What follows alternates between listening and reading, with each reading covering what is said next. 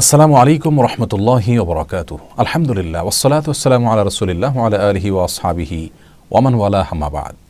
সুপ্রিয় দর্শক শ্রোতা ভাই বোন, রমাদানুল কারীমের ইবাদত বন্দেগী শেষ করার পর আমাদের ইবাদত বন্দেগী আল্লাহ সুবহানাহু ওয়া তাআলার কাছে কবুল হলো কিনা, গ্রহণযোগ্য হলো কিনা, সেটা আমরা কিভাবে বুঝব? উলামায়ে কেরাম, ইসলামের পণ্ডিত এবং বোদ্ধা আলেমগণ অনেকগুলো উপায় বা কয়েকটা উপায় বাতলেছেন, যেগুলো দেখে আমরা অন্তত সুধারণা করতে পারবো যে আমাদের ইবাদত কবুল হয়েছে, রমজান মাসের সাধনা আল্লাহ সুবহানাহু ওয়া তাআলার কাছে গ্রহণযোগ্য হয়েছে।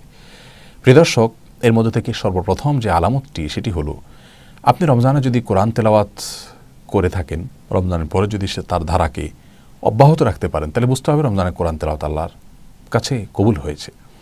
আপনি রমজান মাসে তাকওয়া চর্চা করেছেন, সালাতের প্রতি গুরুত্ব আরোপ করেছেন, অন্যান্য নেক আমল করেছেন, সেই ধারা যদি রমজানের পরেও আপনি অব্যাহত রাখতে পারেন, তাহলে বুঝতে পারবেন বা অনুমান করতে পারেন বা সুধারণা করতে পারেন যে আল্লাহ সুবহানাহু ওয়া তাআলা আপনার রমজানের ইবাদত কবুল করেছেন। আর যদি আল্লাহ না করুক রমজানের ইবাদত রমজানে করার পরে আর কোনোটাই অব্যাহত রাখতে না পারেন, তাহলে সেটা আল্লাহর দরবারে হয়তো কবুল হয় নাই, সেই আশঙ্কা কিন্তু অনেক বেশি। কোরআনে কারিমে আল্লাহ সুবহানাহু ওয়া তাআলা বলেছেন, ইন্নামা ইয়াতাকাব্বালুল্লাহু মিনাল মুত্তাকিন, নিশ্চয়ই আল্লাহ সুবহানাহু ওয়া তাআলা মুত্তাকিদেরটাই গ্রহণ করেন। অতএব নেক আমলের ধারা যদি বন্ধ হয়ে যায় রমজানের পরে, তাহলে তো আপনি মুত্তাকি হতে পারলেন না স্থায়ীভাবে, তাহলে আপনারটা আল্লাহ তাআলা কবুল করার সম্ভাবনা খুবই ক্ষীণ। এই জন্য রমজানের ইবাদত রমজানের পরে যদি আমরা কিছুটা হলেও ধারা রেখে দিতে পারি, রমজানের ইবাদতের ধারাকে অব্যাহত রাখতে পারি, তাহলে আল্লাহ তাআলার কাছে রমজানের ইবাদত কবুল হয়েছে সেরকমটি আমরা অনুমান করতে পারব।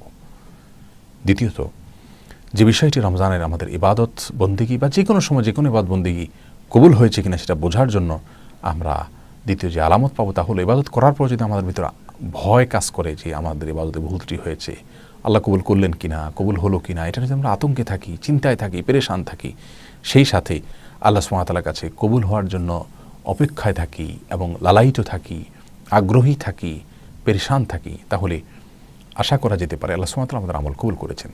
কোনো আমল করার পর যদি আমাদের ভিতরে আত্মগর্ব না হয়, আমাদের ভিতরে যদি অহংকার না হয়, আমাদের ভিতরে যদি খুব বেশি আত্মপ্রসাদ না থাকে, আমাদের ভিতরে যদি খুব বেশি আত্মতৃপ্তি না আসে, তাহলে ভয় যদি আসে, মনটা যদি নরম থাকে, তাহলে এটাও একটা আলামত যে আল্লাহ সুবহানাহু ওয়া তাআলার পক্ষ থেকে ইবাদত কবুল হয়েছে হয়তো।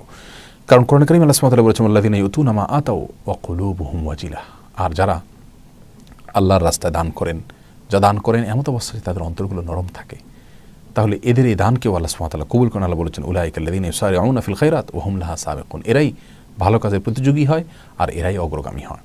অতএব প্রিয় দর্শক, রমাদানুল কারীমের শেষে দুটি কাজ আমাদের খেয়াল করে করতে হবে। এক হলো রমজানের আমলগুলোকে একটু একটু হলেও রমজানের পরে ধরে রাখার চেষ্টা করতে হবে। দ্বিতীয়ত হলো আল্লাহর কাছে যেন রমজান আমলগুলো কবুল হওয়ার জন্য দোয়া করতে হবে। কোনো সালাফ বলেছেন যে রমজান মাসের যে আমলগুলো, সে আমলগুলো করার পরে পূর্বসূরি মনীষীরা, ইসলামের শুরু যুগের মনীষীরা, তারা 6 মাস পর্যন্ত আল্লাহর কাছে দোয়া করতেন যাতে রমজানের আমলগুলো কবুল হয়, পেরেশান থাকতেন। আর পরবর্তী 6 মাস, অর্থাৎ রমজানের পূর্ববর্তী যে 6 মাস, সেই 6 মাস তারা আল্লাহ সুবহানাহু ওয়া তাআলার কাছে দোয়া করতেন যাতে রমজানে তারা ইবাদত করার সুযোগ পান। প্রিয় দর্শক, অতএব ইবাদত কবুলের এই দুটি শর্ত যাতে আমাদের ভিতরে থাকে বা ইবাদত কবুলের দুটি আলামত যেন আমাদের মধ্যে থাকে, সেই চেষ্টা আমাদের থাকা উচিত। আল্লাহ তাআলা রমজানের ইবাদতকেই রমজানের পরে আমরা যেন ধরে রাখতে পারি সেই তৌফিক দান করুন। আসসালামু আলাইকুম ওয়া রাহমাতুল্লাহি ওয়া বারাকাতুহু।